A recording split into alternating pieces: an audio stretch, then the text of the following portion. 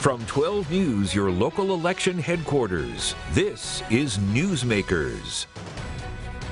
Welcome to this special edition of Newsmakers, a debate in the race for general treasurer. Hello, everyone. I'm Tim White. And I'm Ted Nesi. Each candidate will have an opportunity to give a 1-minute closing statement at the end of this debate. And the candidates are, from left to right on your screen, Republican James Lathrop and Democrat James Diossa. Now, candidates, as you know, there is no strict format to this debate. We're looking for an open and honest discussion of the issues. We will allow and encourage you to engage with each other, but if you're taking too long or not answering the question, we will jump in. Let's begin.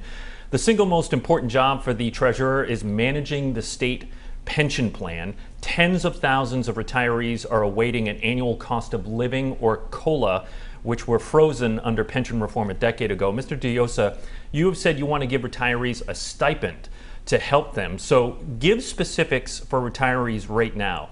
What are you proposing? How much? Yeah, I've been very clear. You know, the idea is that in my first year, I would submit to the legislature and the governor a stipend for the pension fund retirees, because I don't think under the circumstances of the market we should be doing anything that would impact the pension fund directly. And so my proposal is to do a one-time stipend, and then as the course of the year goes, put a plan together to see if we could bring on multiple stipends every year. So right now we're looking at potentially $500 to be the first stipend. But again, once I'm in office, I'll make that assessment and I will roll out a firm plan of how we will get there and how much amount. So what you're saying potentially is a one-time or annual $500 stipend. It would be for the first year. I would do a stipend, one-time stipend, but I would look to see if I could do it annually. The point is, I don't want to do anything that impacts the fund right now. You know, the markets are volatile. I don't want to do anything that could create a larger unfunded liability. The reason I would go to the legislature and the governor is to get money from the general fund to fund this stipend. So it would not come out of the pension fund is what you're proposing. $500. Do you have a sense as to what that would cost taxpayers if you were to go ahead with that plan? Correct. It's about $14 to $15 million. In that one-time fee. All right, Mr. Lathrop, you have said you've had a different idea for this. You have said you want to phase in COLAs at funding rates of 60%, 70%, and 80%. But there's a reason that the threshold was set to 80% in pension reform a decade ago. Do you risk destabilizing the fund by changing the rules? No, I think if we do a better job with the overall investments, in addition to my phase-in program, I think that there should be a tax exemption on state pensions, much like they've done for veterans in the last legislation. People are suffering, and $500 is not going to help them. And $500 is coming from the taxpayer. That's what my opponent's plan is to ask the taxpayers for $500 or $14 million per year. I think we need to do it within the plan itself, and I think we can do it by better investments, managing our fees, and that's my plan. Before I get to Mr. Diossa on a response to that, it sounds like you've been dissatisfied then with the return of the pension plan. If you say you're going to better the investments, you think you can do a much better job in order to go to COLAs sooner? Well, I think one of the things are fees. You know, the amount we pay 1.8%, almost 1.9% of management fees on our investments. That's one of the higher rates that we're seeing. You know, my goal would to bring that down to 1. Most people are about 1.25%. So just by managing that, you know, the other part is that the pension plan right now has negative cash flow. You know, it takes in less money from the state and from municipalities than it pays out to pensioners. We need to correct that. There's a program that many states are using. It's called the Contribution Prepayment Program. It allows you to pre-fund some of your pension obligations and then not have the deduction later on, the expense later on in life. In times when we have huge surpluses, this is a great program. It would help municipalities, it would help the state, and more importantly, it would help the pensioners. You know, this is the type of expertise that I bring to this job, not just wish lists. All right, well, Mr. Diossa, your opponent said that $500 at a time like this when inflation is so high, energy costs are so high, that's just not enough. I know, and that's why I said it would be a first step of consideration. If I could do more, I will. But that's why that would be one of my priorities come January 1st. When I sit with my staff and make a real good analysis and see what we could do to better give relief to these retirees who, quite frankly, as I travel the state, some who have worked in school districts are on food stamps, and that's not right. These folks gave so much to the state of Rhode Island. We should give them the ability to have a good quality of life. Now, to my opponent, he's been very clear that he wants to bring the COLA back. He's not being transparent about this could create an unfunded liability, especially a greater unfunded liability, especially during the uncertainties of the market now. His other plan about the prepayment, again, no one in Rhode Island is limited to wanting to contribute more. This is not new. Cities have contributed more in the past. This is not a new plan, is what I'm stating here. And my opponent continues to say that this plan that he has about prepayment is something new to the state of Rhode Island. He's, again, very wrong. Just like he said earlier in the campaign that municipalities participating in the MERS system, if they get to 80%, they should be able to resume their COLAs. That already happens now. It's in black and white. It's state law. Did you get that wrong, Mr. Lathrop? No, I used it to make a point. Mr. Diossa continuing talks about that there's one plan, that there's one state plan overall. And I tried to express a point to him that, no, there's one investment pool, but there's multiple plans. You know, we need to look at those individually. Just like when he moved Central Falls, he keeps talking, I merged it into the MERS program. All he did was move the investments. The pension is still the same. It still has a $30 million unfunded liability, just like he moved it. He really didn't make any real difference. He just took one problem and put it on somebody else's table. And that's what he's done all his career. Tim, again, the law states if any pension in the MERS system reaches the 80% threshold, their COLAs resume. My opponent got that wrong, and he doesn't want to admit it. But Ted?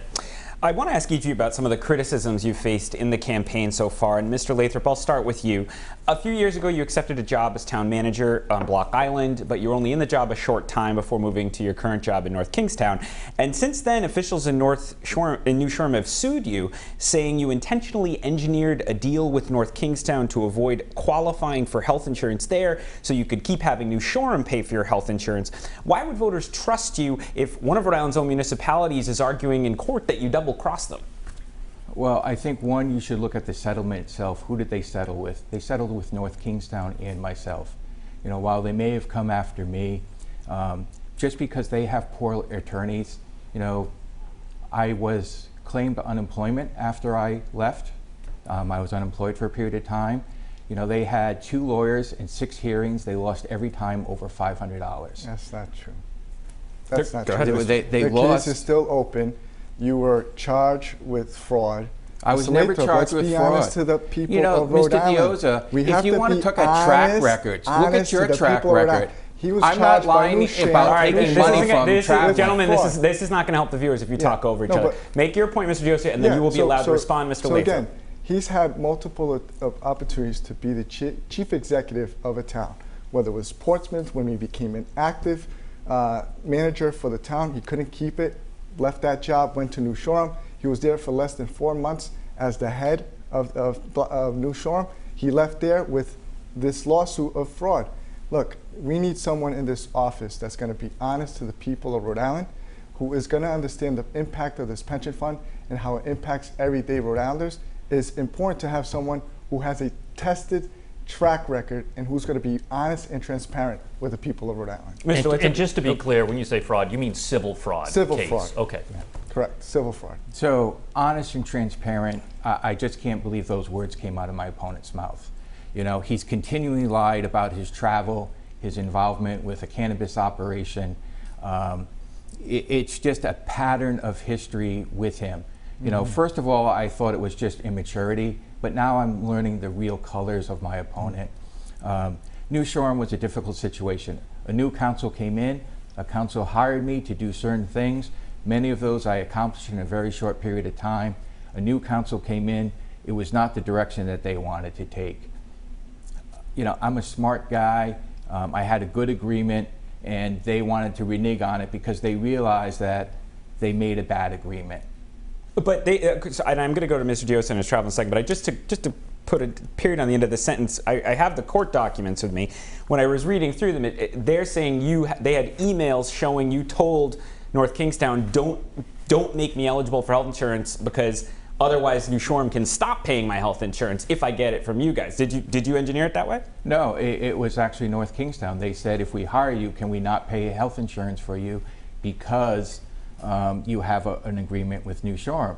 And their attorneys looked at my employment agreement and signed off on it. That's why North Kingstown was part of the overall settlement. At a certain point in time, you know, I'm a reasonable man. For a few dollars, it's easier to make something go away as opposed to just continuing the fight. You know, my job is about making progress and making improvements. All right, Mr. Diossa, I want to ask you, you have come under heavy criticism over your, there were investigations now by the Boston Globe and the website Go Local Prov that did show you took a large number of trips domestically and internationally while serving as mayor of Central Falls. And during the primary, your campaign said no taxpayer funds were spent on your travel. Not only was that untrue, the Globe's Brian Amaral has reported, quote, it's something Diossa himself would have known because the city reimbursed some of the travel-related purchases he made on his personal credit card. Why did you let primary voters go to the polls with false information about your taxpayer-funded travel? Look, I've been very clear about my travel. I've been disclosing it with the ethics, my annual ethics forms. My travel has been very clear about who paid for my travel from a third-party organization. It's very clear. It's laid out, dates, where I went, how much it cost.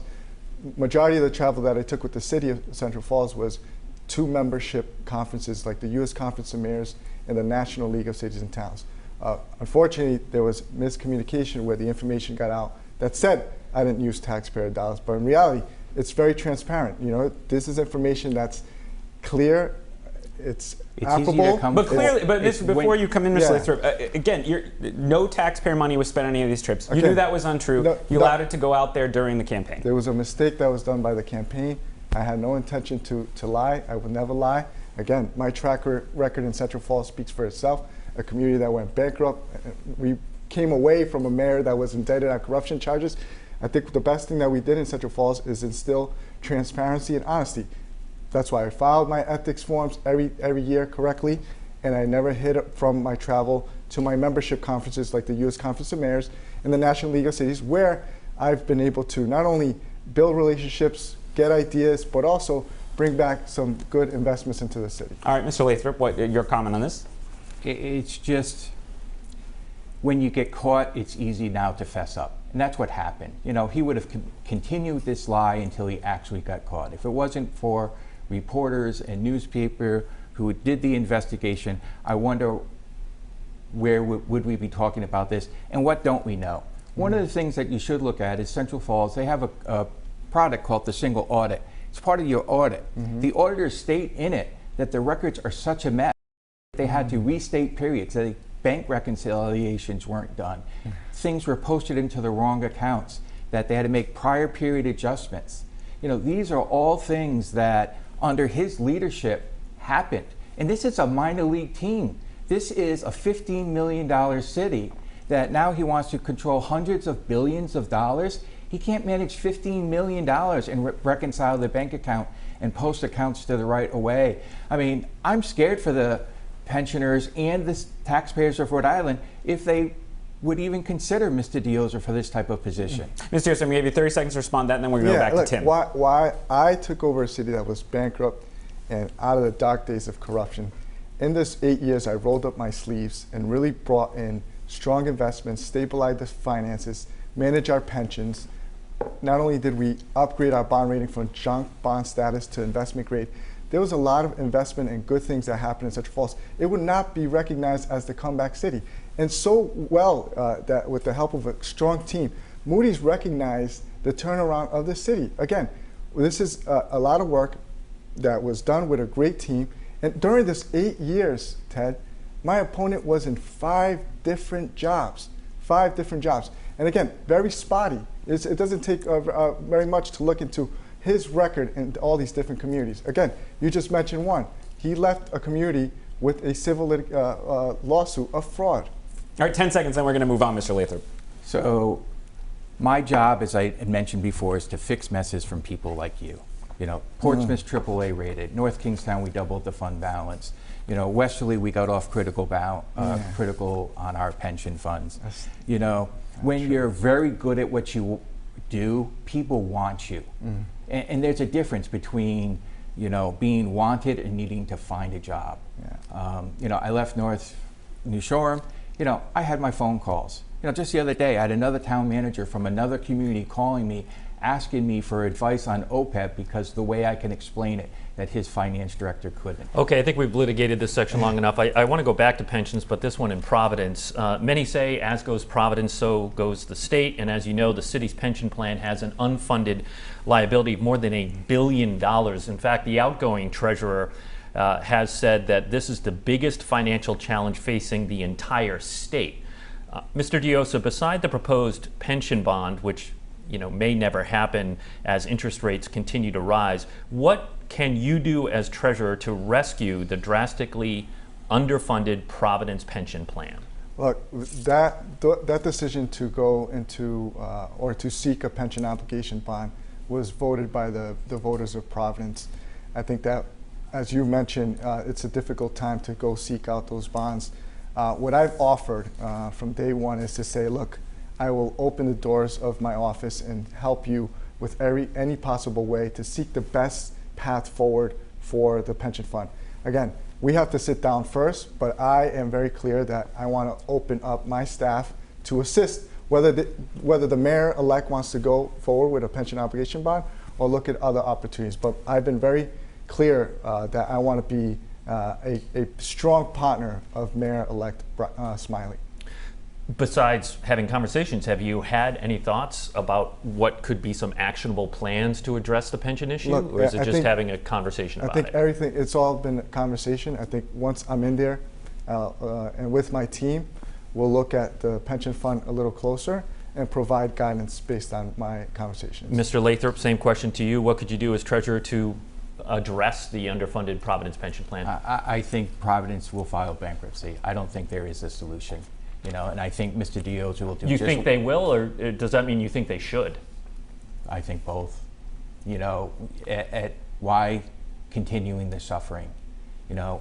Diossa will do just what he did for Central Falls. He cut pension benefits. Yeah. He cut the COLAs to them, but yet he made the bondholders whole. He made sure he took care of Wall Street, but he didn't take care of his own people. That's the difference between us. Mr. Diossa? Again, my opponent is lying.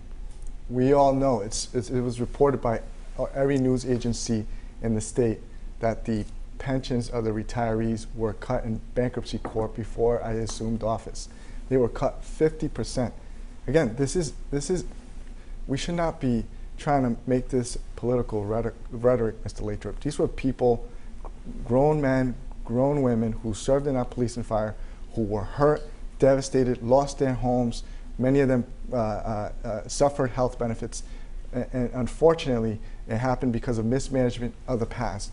I was fortunate enough to work with then Governor Chafee in the legislature to reinstate 25% more of their pensions, bringing them up to 75%. And so, again, my opponent is inaccurate with his statement. Go ahead. Just making that. So, in 2019, the unfunded liability for Central Falls was $27 million. Mm-hmm.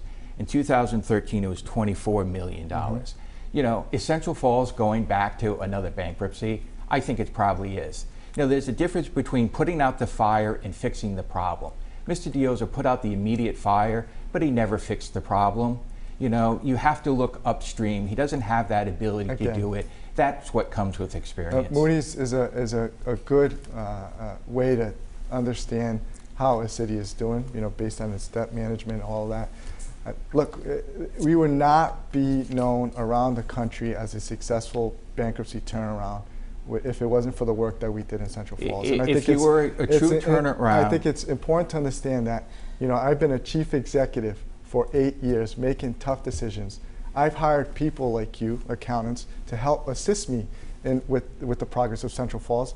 And so for you to make that assumption, Mr. Lathrop, it's again, it goes back to your track record. I'll leave it at that. If you were so successful, Ryback would not have had to step in for the way that they did the school bonding for you. They said to me that Central Falls did not have the ability to borrow $200 million.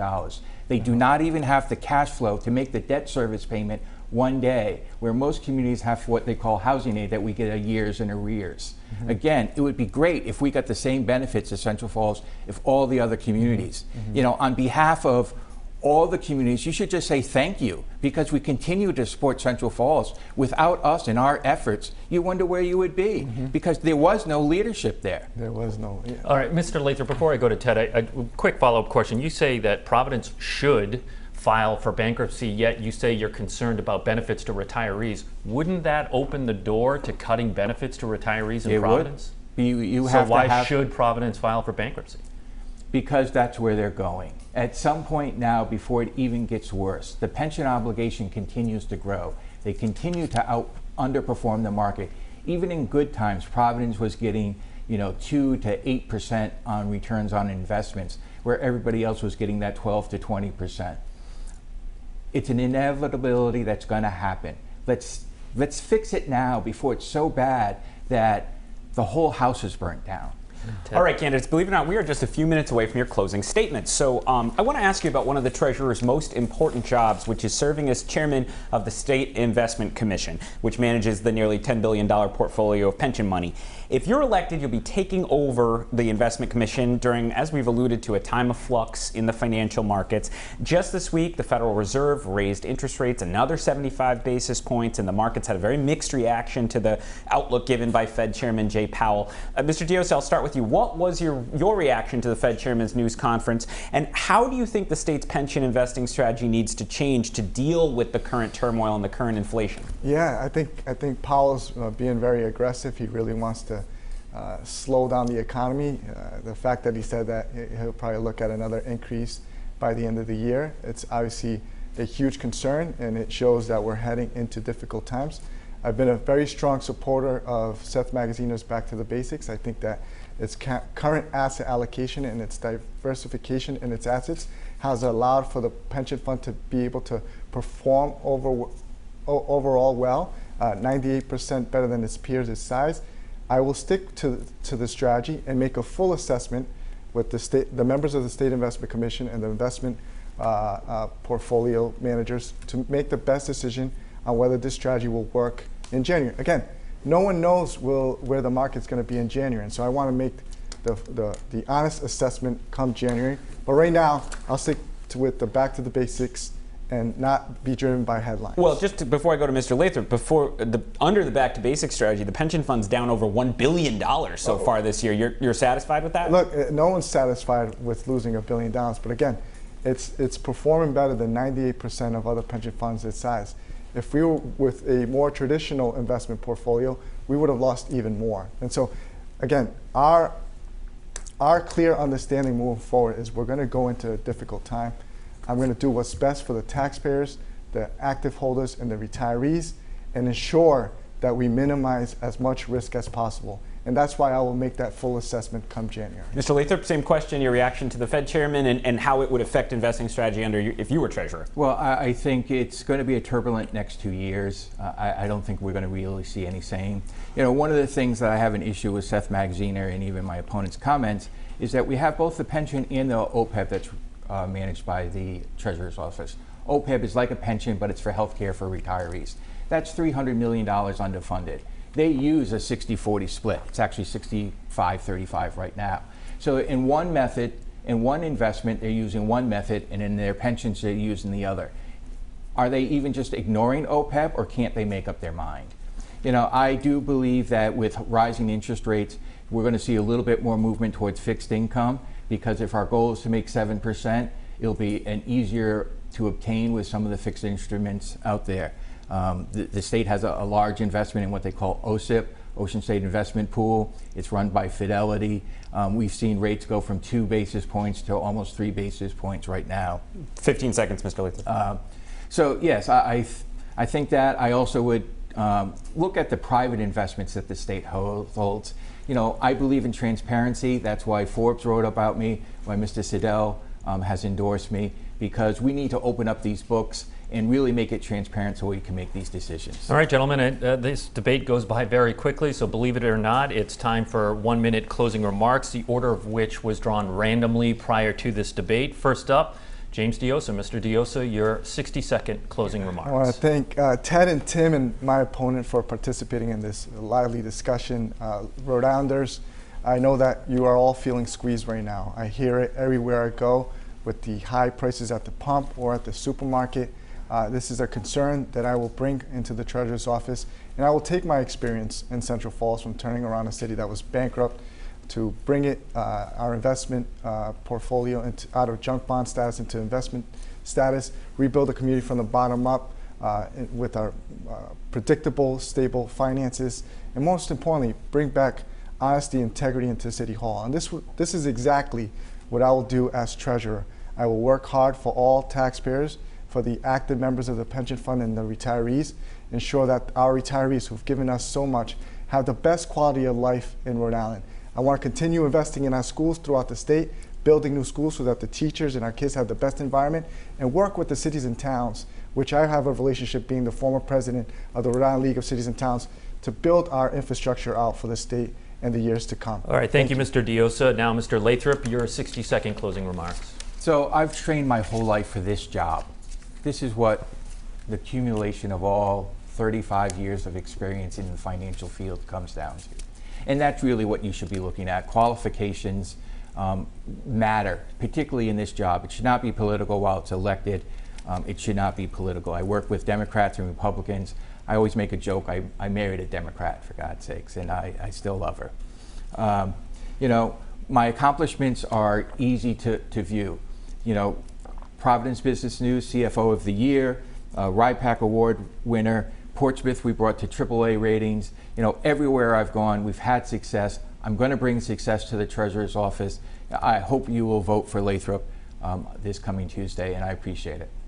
All right, gentlemen, thank you very much for participating in this debate, and thank you all at home for watching this very important conversation. 12 News is your local election headquarters, and we have you covered on election night. We're on the air starting at 9 p.m. on WPRI, and that'll be our 12 News election special. Then we bounce over to Fox Providence for 12 News at 10, and back on WPRI for 12 News at 11, and of course, all the results are on WPRI.com. This was our final debate of the 2022 campaign season. Thank you for watching all of them. I hope you watched all of them. And next week, we'll have a complete wrap-up of election night.